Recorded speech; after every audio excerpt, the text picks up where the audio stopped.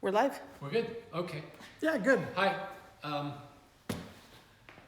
Obviously, because of current circumstances, we couldn't have the open house here at the studio, and so we are doing a socially distanced visit.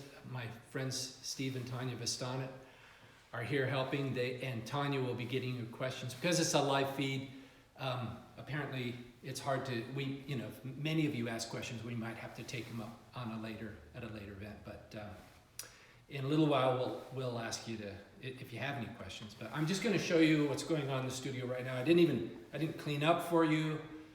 This is just the studio. I've been working here today, and this is actually a painting that was on Instagram the other day. I don't know if you got a sense of the scale of it, because it was just a picture of it. It's a big painting. It's about 6 feet tall or so, and I have this movable wall.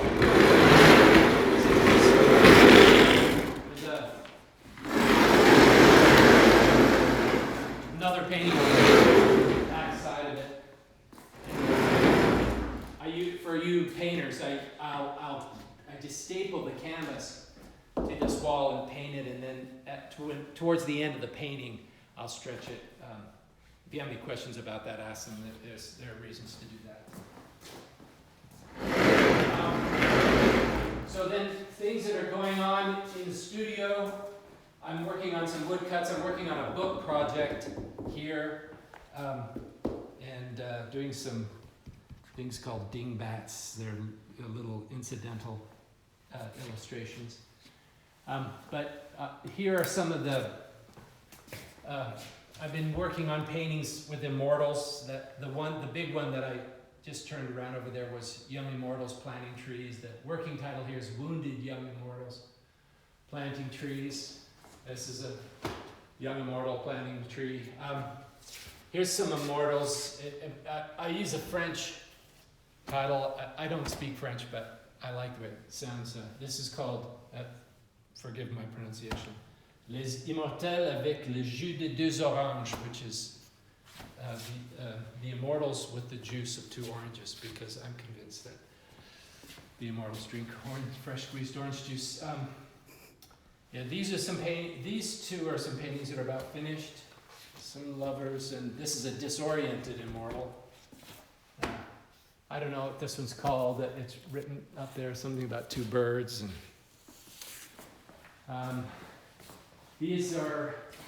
this painting's, that one's called In the Woods, that big one up there. She looks like she's kind of beat up, but this is just some underpainting, and I'll paint some flesh on top of that, and it kind of helps it feel like there's some blood underneath the skin. But right now she just looks like she's beat up, and I'm sorry about that. It's a little gory right now, but it changes. This is another immortal with the juice of 2 oranges. He's really happy about it, doing the immortal dance. This is a dish with 3 heroes, which is a caption, a label, a title that I borrowed from some ceramics at the Met that my wife pointed out that there were some really interesting labels on their ceramics.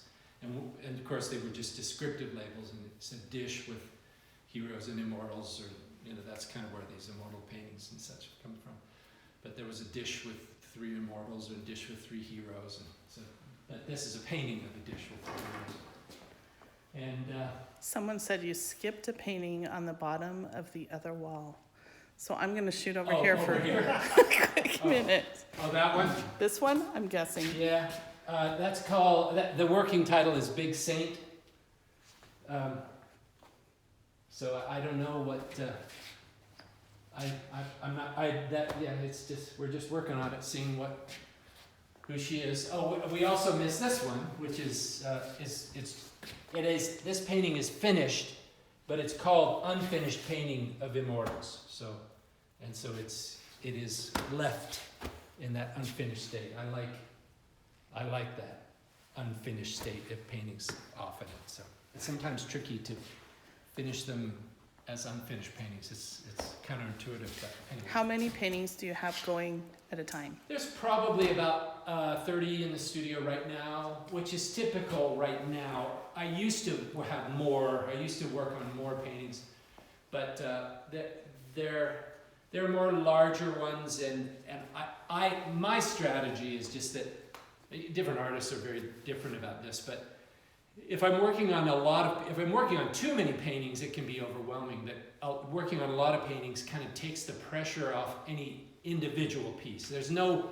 one painting that has to be succeeding. That's kind of too much pressure for me. It's easier for me to just relax into letting the painting be what it is and what it needs to be if the pressure's off. So working on this many, if I don't know what to do, if I'm confused, if I'm I just don't know where a painting needs to go, there are just other things to work on. And also, if I'm down, if I'm kind of blocked and have no ideas, there's always plenty of work in this many paintings of things that I know that just need to happen in the process of taking the painting further along, that don't require good ideas or inspiration, and so it's a helpful part of my process that just keeps me productive in the peaks and the troughs of the cycle of creativity, which is always peaking and troughing.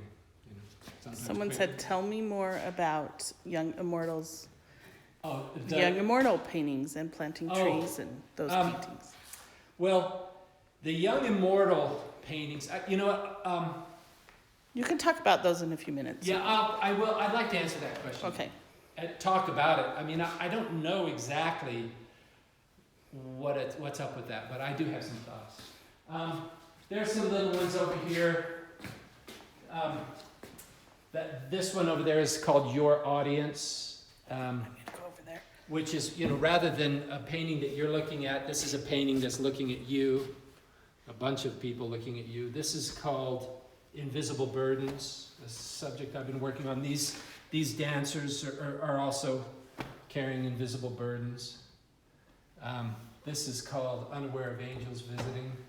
Someone asked, why oranges and orange juice? Where did the bacon go? Yeah. Well, it's a good combination, bacon and orange juice. They can't be everything in the studio all at once, but I bought a box of oranges recently, and so for a period of time, every morning I would use 2 oranges, and just thought there's something eternal and heavenly about orange juice from cooled oranges right out of the fridge, squeezed, it's just, and it's not as good in 15 minutes. I mean, just right out of the orange, it just seems so perfect, and so I still love bacon. I don't eat as much bacon as I used to when I was younger, but I love it every bit as much. These are some paintings that I'm just trying to figure out. They have been finished, and I'm reworking them and trying to sort them out. So don't know what's happening there. I feel like I'm stuck. Hold on. This one up high, I don't know if can you see it? Can you get it without glare? Yeah, there you go. Okay, that is that painting.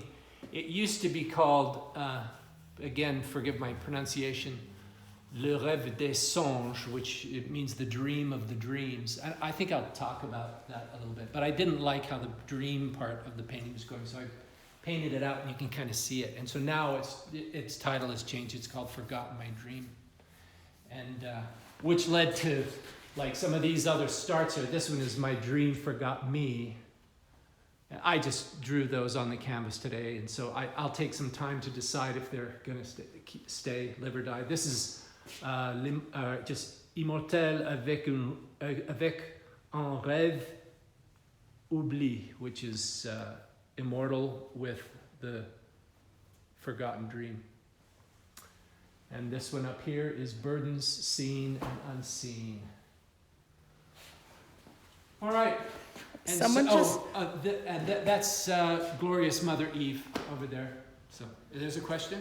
Well, someone said, which is actually a good question with the way these are hanging, do you have a giant ladder Oh, But you take these down, I know. no, it's not a giant ladder. It's just a big stepping stool about 5 feet, and I can get up on it and pull them down. It's a little tricky when they're really high, but I paint them down on the ground. I just put them on easels and whatnot. So, and like a lot of these, again, this is kind of more, if you're a painter, this may or may not be interesting, but these are on canvas that's glued on masonite, and I leave these tabs on the end that are cut off after the painting's finished, because sometimes you drop a painting and then it dings up the tab, not the painting. And then also I can screw on a little strip of wood like this so that it can hang on a strip on the wall. Just a practical way of dealing with that. And see, these that don't have, these have been finished, and then I've reopened them and said that the tabs have been cut off, and so they're a little more awkward to put on the wall, just set them on the strip. But they fall over, I have to be more careful. I have some sculptures over there, and... Someone's asked about sculptures. Tell them about sculptures. Okay, I started doing sculptures just a few years ago. I was kind of interested, because even though these figures are fairly flat, I envision them in 3 dimensions, and so I started doing sculptures just so that I could have them, so just to understand the figure better, compose it in the round. I enjoy it. I'm not doing sculpture as much as I would like to, but I can't do everything. But usually I tell myself, I'll do a little bit of sculpture, a little bit of drawing, a little bit of painting, but that's not how it works. You kind of get into one of those things and it absorbs you for a period of time, and then you stop doing that and do something else. There was a question about the young immortals. The idea of doing paintings of immortals came from those labels at the Met.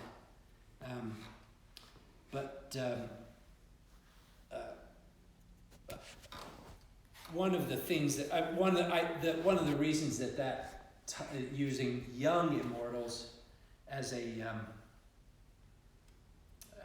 subject is there's something obviously timeless about immortals. So the idea of them being young or old is can you be a young immortal? I suppose that it implies to some extent that they haven't been immortals for very long.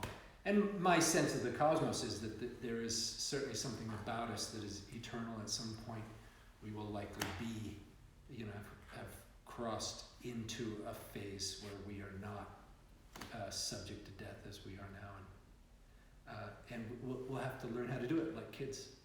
Have to learn how to be like this, and planting trees has always felt like one of the activities in this world that it's such a beautiful. It's something that connects us to the world. It's obviously not eternal because trees die too, but it lasts so much longer, in some cases even than we last, and it just seems to be such a beautiful, an optimistic, long-viewed activity that feels. I just have great memories of planting trees with my children, and they would generally the practice was. We would plant a tree, and then they would pray for the tree. There would be a little prayer. We'd bow our heads, and they'd pray for the tree. And it was always such a kind of a beautiful, holy experience. So. And it's Earth Day today. Someone said, so oh, perfect. Excellent. It's Earth Day. And then someone asked about the sculptures. Are they singing? Yes, they are. It's the sculpture is called She Sings. And their little versions. He's not singing in the back, that head study, but the women are singing. And these are, this is the clay that was the original, and then there's a plaster cast behind there, and then a bronze cast. It's just, I just had all three and grouping them together like this. When I have band practice, I'm actually sitting right there playing the guitar and singing, And Berkeley, my niece, is sitting here singing, and this choir is kind of singing behind us. So. I'm going to show these a little bit. Yeah. A couple people have asked how they buy art from you.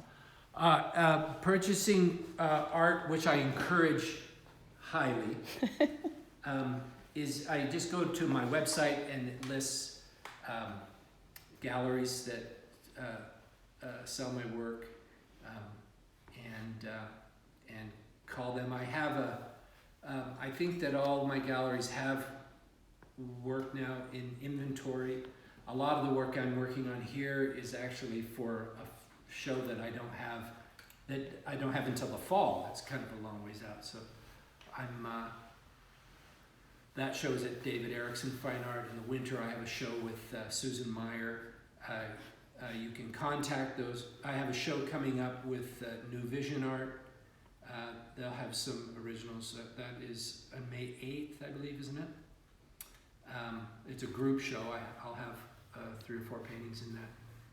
And anyway, I encourage you to talk to the galleries that handle my work. That's my.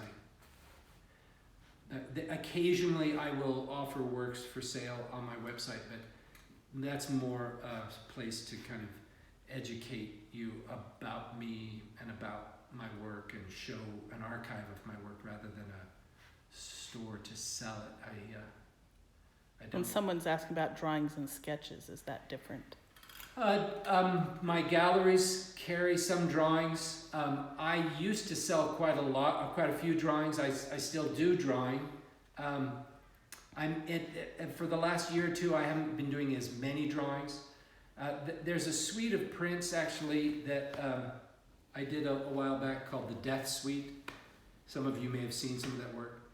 And there were 11 images in the suite, and a woman just today talked me into selling one of those. So I'm going to open up that suite of prints, and I haven't quite figured out where. I might even do it on Instagram and just say, just tell you where to go to look at them, see if anybody wants any of the other 11.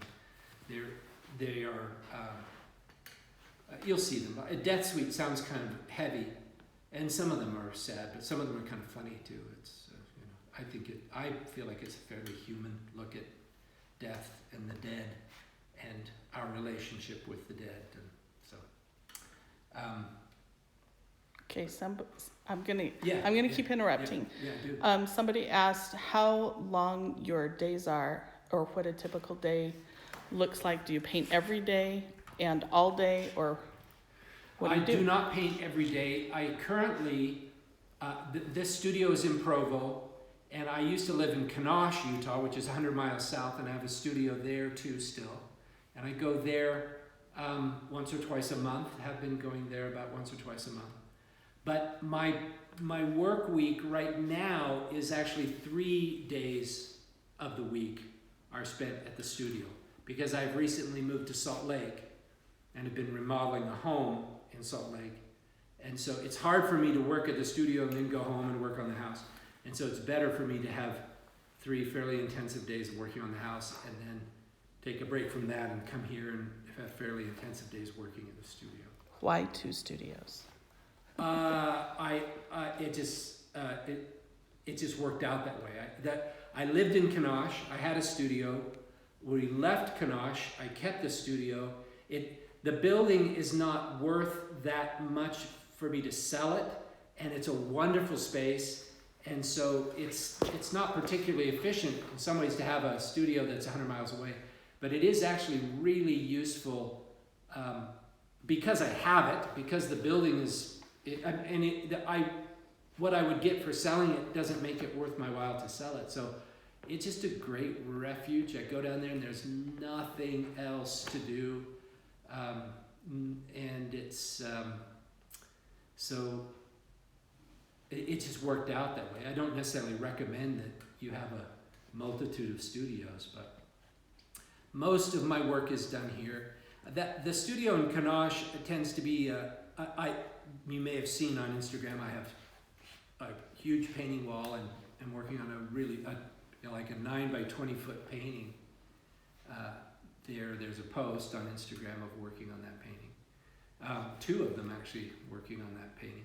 And but also that tends to be kind of the hospital. If there are paintings that I'm kind of struggling with here, I take them down to Kanosh where no one else sees them. I mean, people see them here and I get embarrassed. So I take them down there and there's just not as many witnesses, and I can be a little freer with invading them and fixing them and ruining them and such. So There's been quite a few questions on thoughts behind paintings, different ones.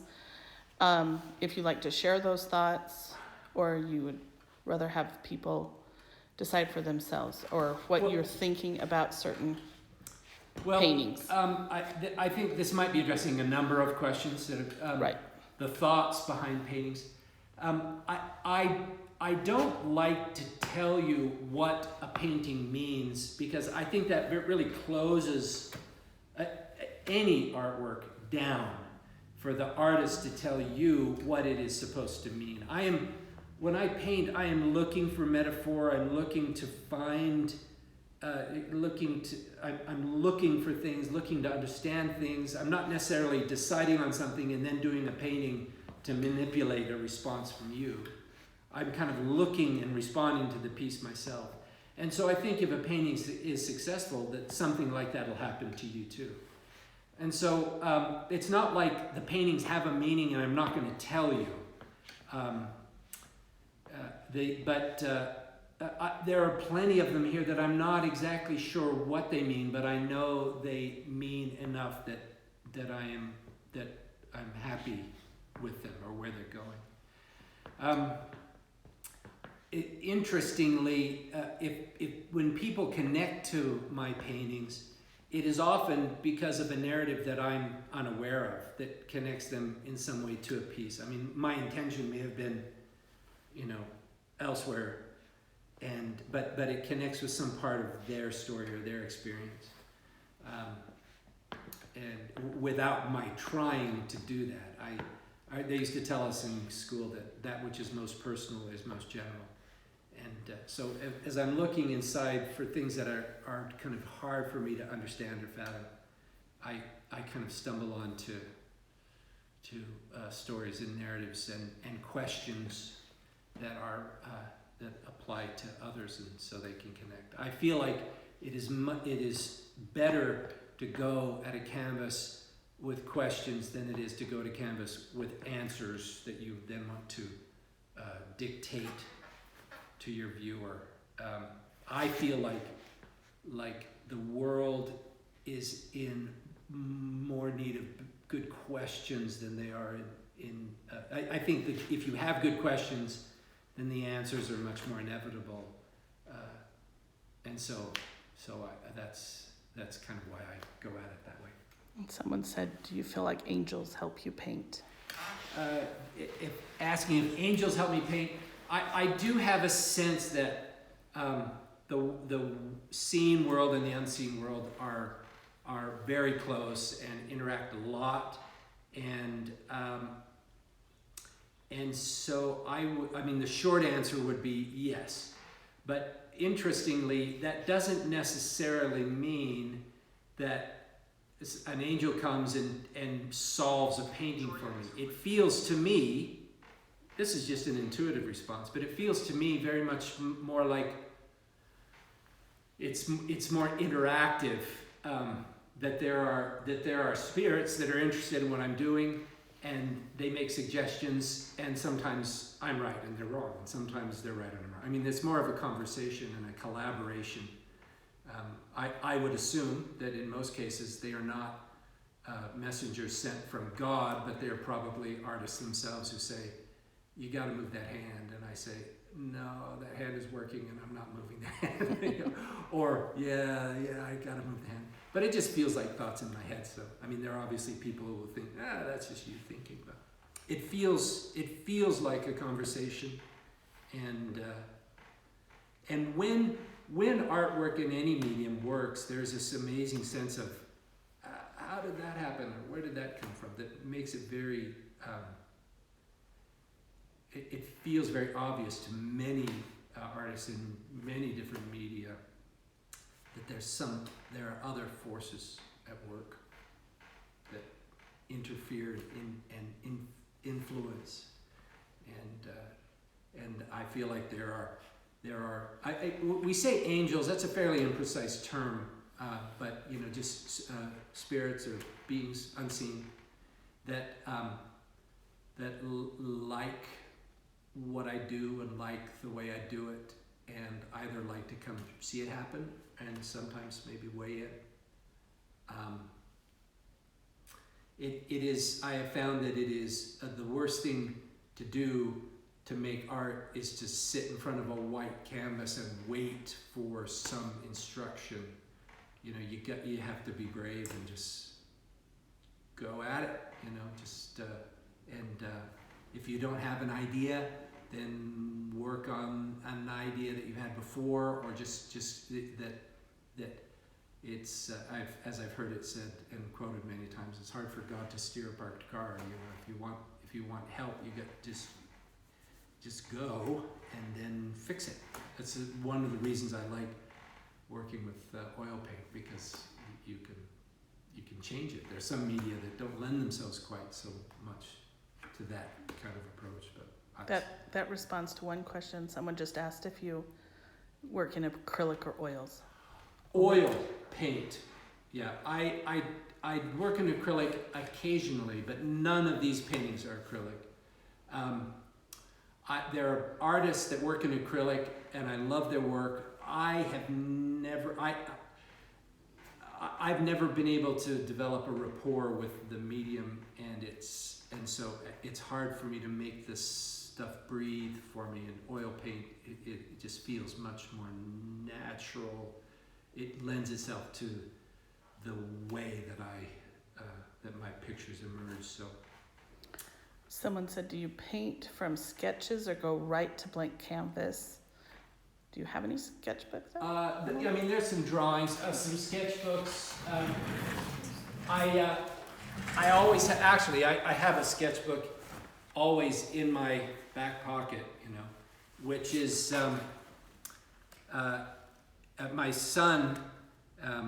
I don't even know if his website is up now. It wasn't the last time I plugged him online. Black Rock Leather Company, and he makes these leather covers and then books. This is actually one I improvised, but he makes these nice books that fit inside, so you can. And this is what when an idea occurs to me, at the time when I'm not in the studio, or at any time really, I make a note of it or I write it down. Some of these are just not. Something you may have heard me say before, but most ideas are bad, but I think that one of the things that distinguishes so-called creative people from other so-called uncreative people, it's not that they have more good ideas, it's just that they're more inclined to make some record of their idea, either in sketch or notes, and then later kind of look things over and decide what was a good idea, what was a bad idea. I'm afraid that a lot of people have the habit of thinking, well, that can't be a great idea because I had it, and a lot of people feel that way. But so when I look through my sketchbooks, I don't say, oh, this is unmitigated brilliance. I was making some notes. These are just words: quarantine, leaving quarantine, birds in quarantine. I don't know what that picture would look like. But some of you have seen some posts on Instagram, what's that called? A mountain conversation. That started as a little sketch in the sketchbook. That great big huge immortals planting trees in the studio, there's this little version of it. So the answer to the question is, do I start with sketches? Is yes, sometimes. Sometimes I do drawings of paintings that I've done. Maybe talk about your process, because people want to hear a little bit about. Yeah. So from sketchbook to that. My process is not neat and predictable. There are times when I have an idea and I just go right to the canvas, and sometimes there are no sketches for either of the big paintings that I had on that little movable wall. I had the idea and just went at the canvas right away. And that's probably true of most of the work you see here. Do you do a wash on all of them? I'm gonna show this There's one. that start right there, Tanya, on the table. Yeah. You know, there was a line drawing done with paint, and then a little later I put a glaze on it, scraped it on with a mud knife, and that's a start there. I often do something like that. It doesn't always work that way. I find that with my work, it is almost always better for me to be working on a tone rather than just right on the white canvas. A lot of what's happening with the media, with the medium that I use, oil paint, is the layers that are underneath are kind of poking through and asserting themselves, and so I kind of make a mess and then try to clean it up into a painting. You know, and in the process, sometimes the mess suggests changes that I make in the painting that were not part of the original idea. I want very much for the process to interfere and prevent and facilitate the outcome. Okay, a couple people have asked about, you seem to paint from a feminine viewpoint sometimes. How do you do that? How do you have that perspective, and how does it come out in your paintings? I don't know. I do find that, and this is kind of accidental maybe. I don't know why this is, but I do feel like the kind of the starting point figure for me is a female, and then if it's a man, then I make that female into a man. That seems often the way.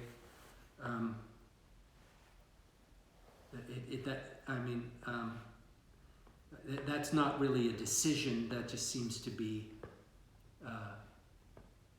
The way.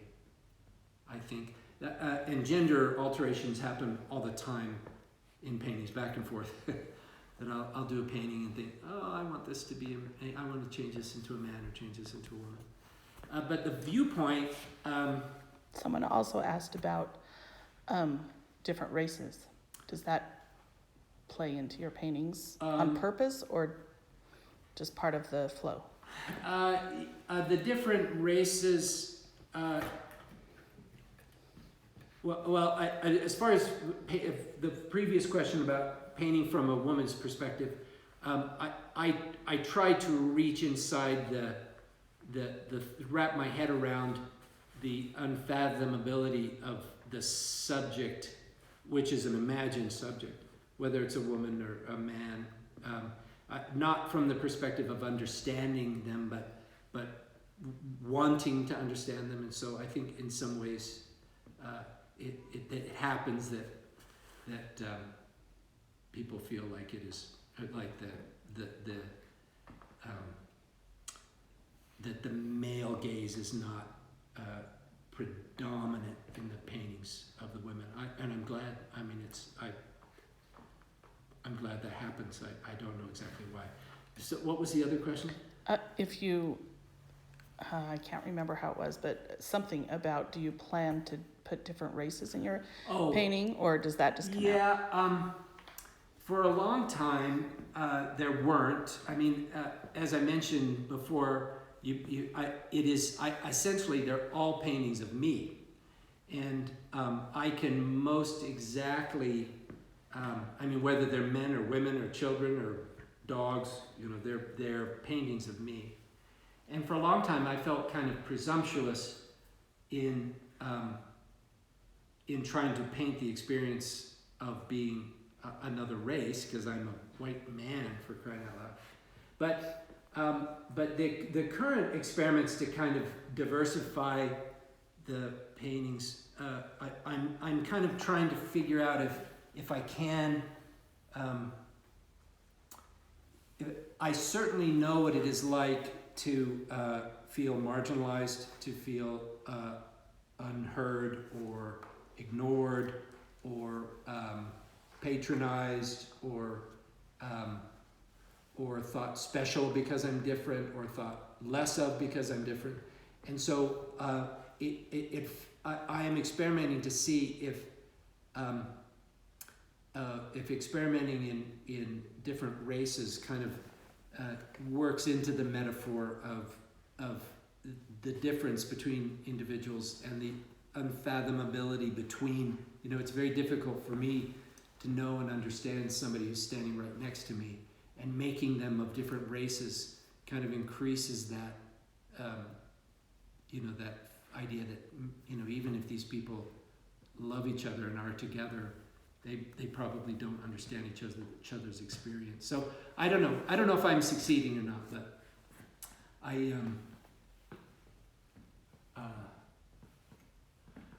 also have been.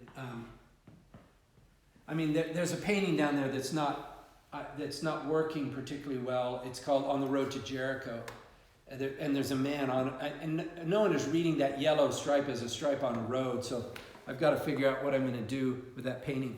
But I was reading in a book. Golly, I'm trying to remember the name of the author. The book's called "The Short Stories of Jesus."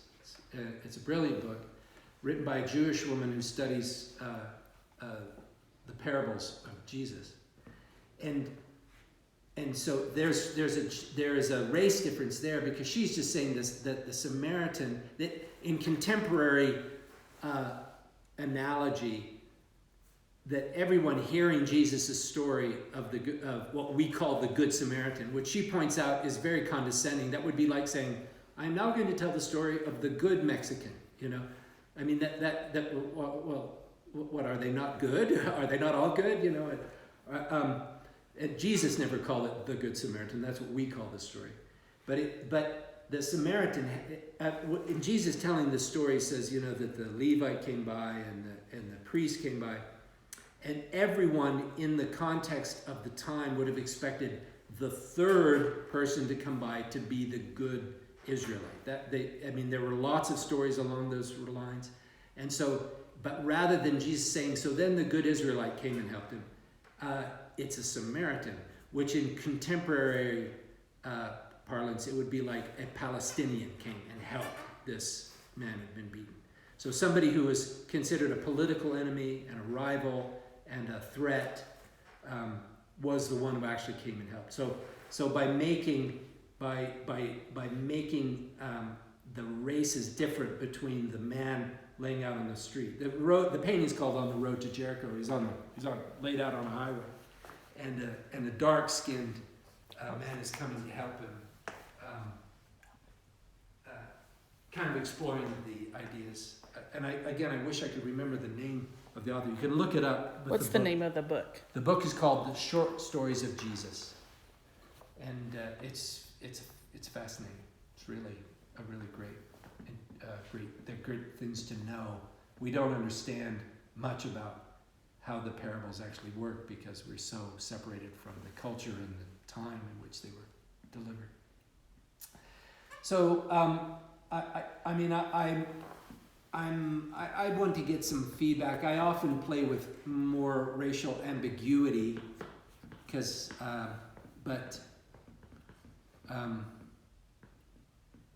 we'll see. It's something I'm trying. I don't know yet if I'm succeeding. Don't know yet. I think I've missed some questions, but I'm sure I can't remember.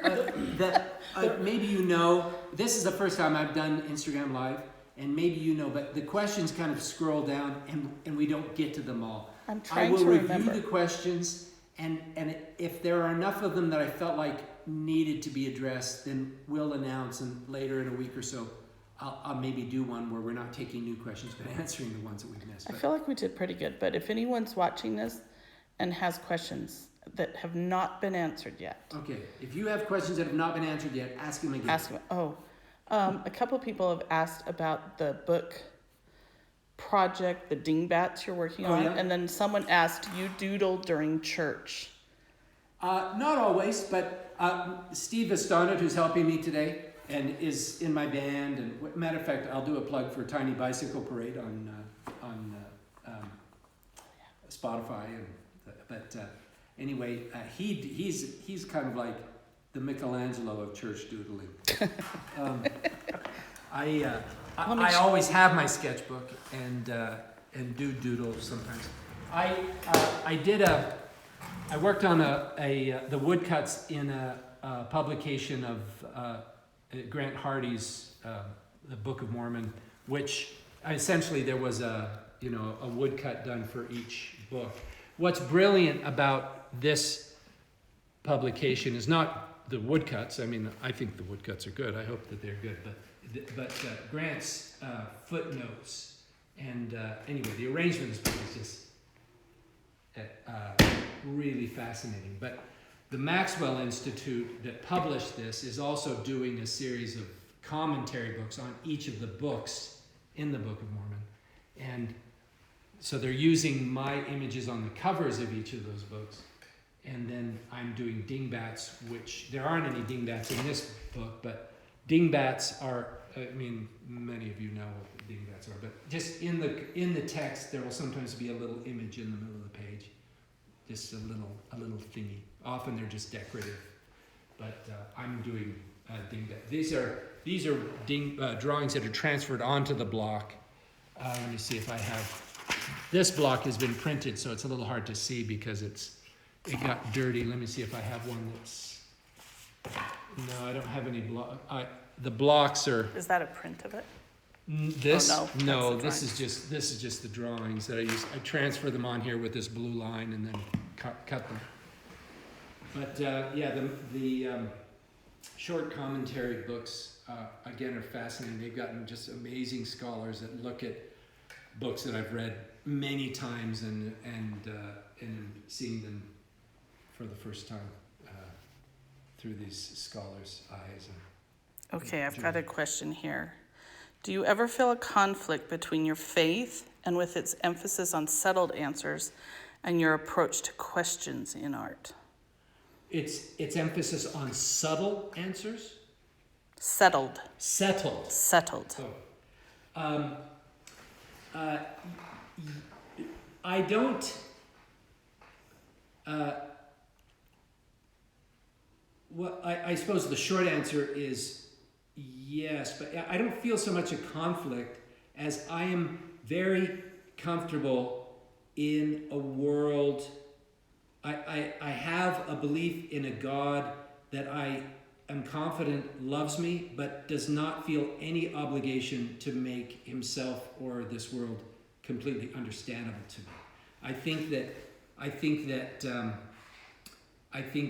that members of every religion, and some religions manage this a lot better than mine,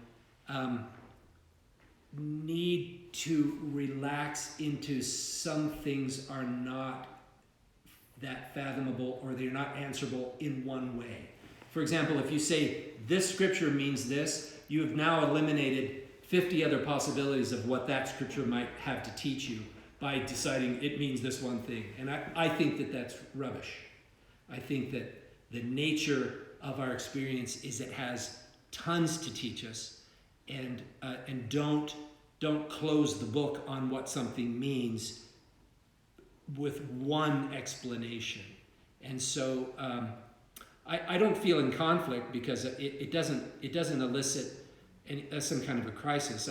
That's how I view the world. That's how I comment on things when I'm in Sunday school, and it's not the idea that in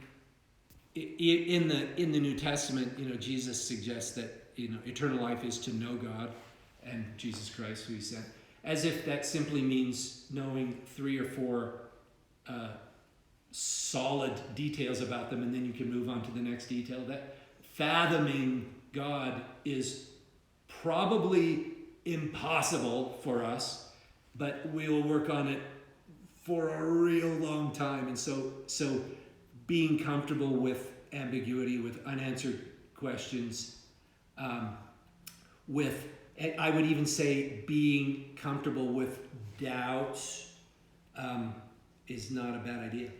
Deciding that all of those have to be gone, I think is problematic. Yeah, I think it's problematic. Okay, I'm going to combine a few here because Okay, they're kind of. What time is it?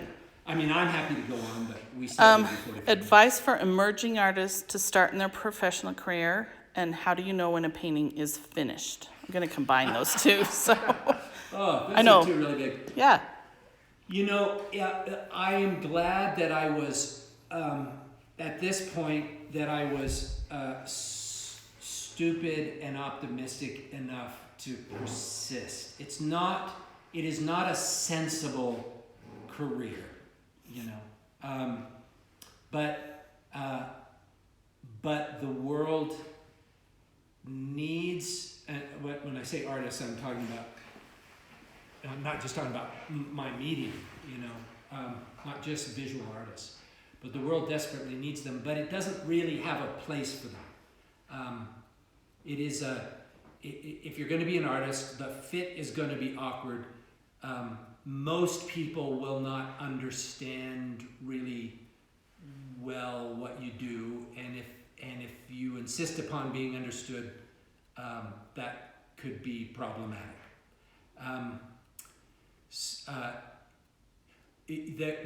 For young emerging artists, I think there's a huge importance in doing plenty of work so you can find out what is your inevitable work, rather than this is selling or this is popular. What is it that you do? What is it that you gravitate towards? How do you hold a metaphor and present it? And you'll only discover that in doing tons of work. And then it's just a gamble as to whether or not the world wants it, needs it, cares about it. And that goes with the question of how long did it take you to find your voice in art? And do you still experiment with other styles? I don't.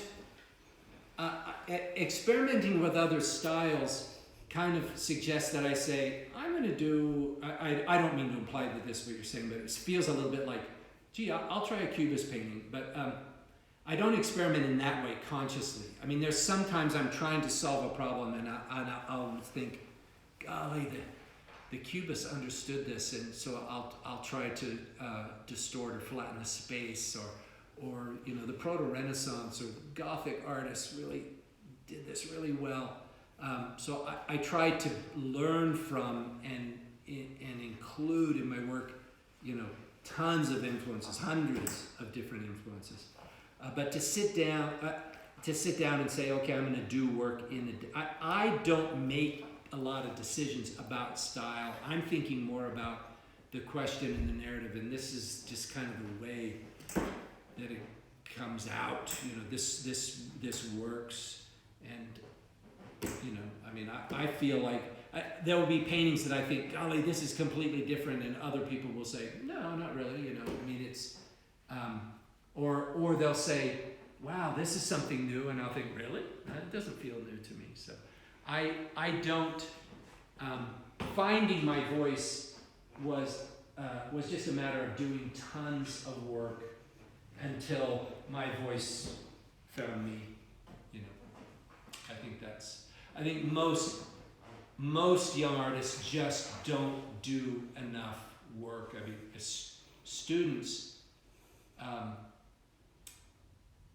one of the reasons that I did well in school is I just did tons of work. It's almost a dumb answer that you just say, you know what, if you work like a mad person, you will, one, find out if you can stay engaged in a large, in a big work, and you might find out, I hate this, and so that's a good thing to know, then do something else. But you will also, your voice will emerge without you consciously saying, I'm going to paint like Matisse, or I'm going to paint like Paul Klee. Okay, this question I actually really like because I'm a little older. So, would you give different advice to someone older looking to switch careers into art compared to a young artist? Think about that. I'm going to show your Mother Eve painting because someone asked to see it again. So, Okay. think about that question. There was a question that I missed that you had asked before. It was Oh, the light is on it. And advice for starting I'm having a hard time with the light. There it is. So there's that one. Okay, so would you give different advice to someone older looking to switch careers into on art? Glorious Mother Eve, that's just kind of the history of the world unaddressed. Just thousands of people, lots of dead people, warring, loving, fighting, playing, dying, being born people. This is one of, I have to butt in here, because this is one of the few paintings I've walked into a studio and started to cry in front of because I love it so much. So it's up high, I can't get real close. Anyway. I think that for older artists looking to change their career,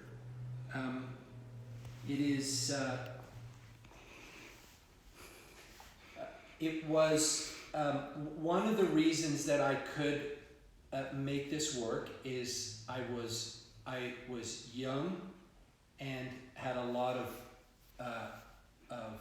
ambition and energy. I didn't have a lot of expenses.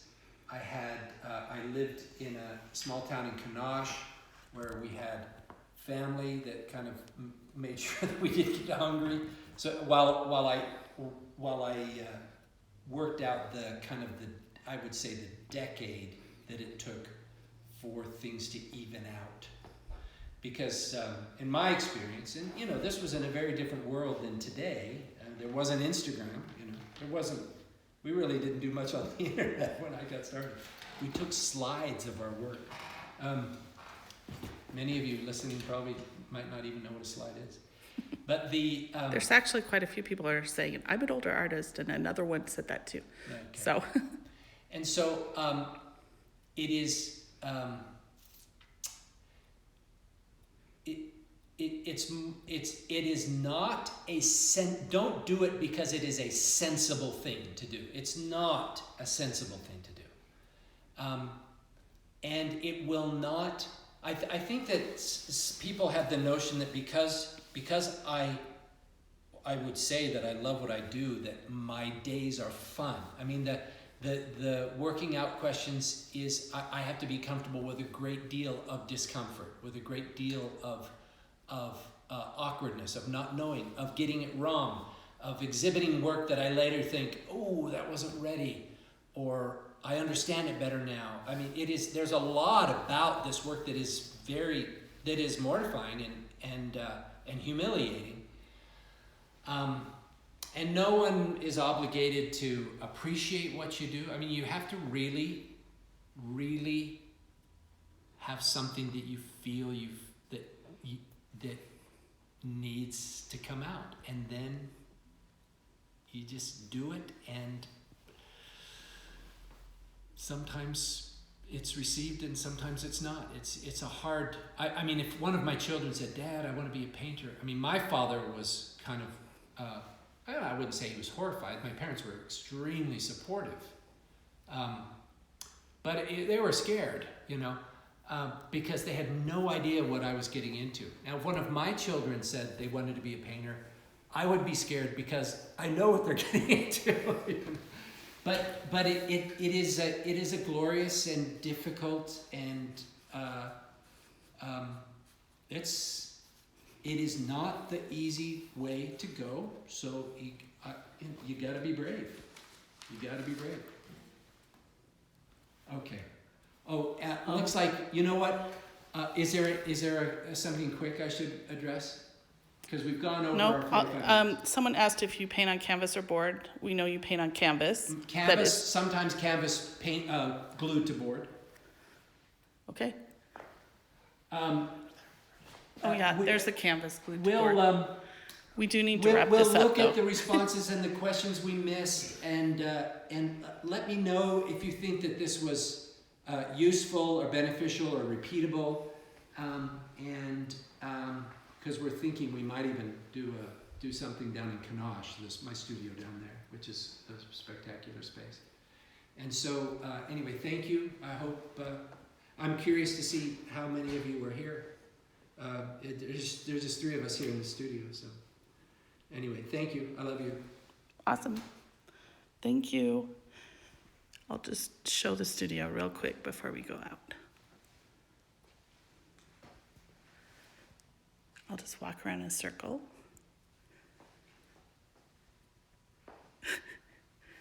Are you going to do a dance?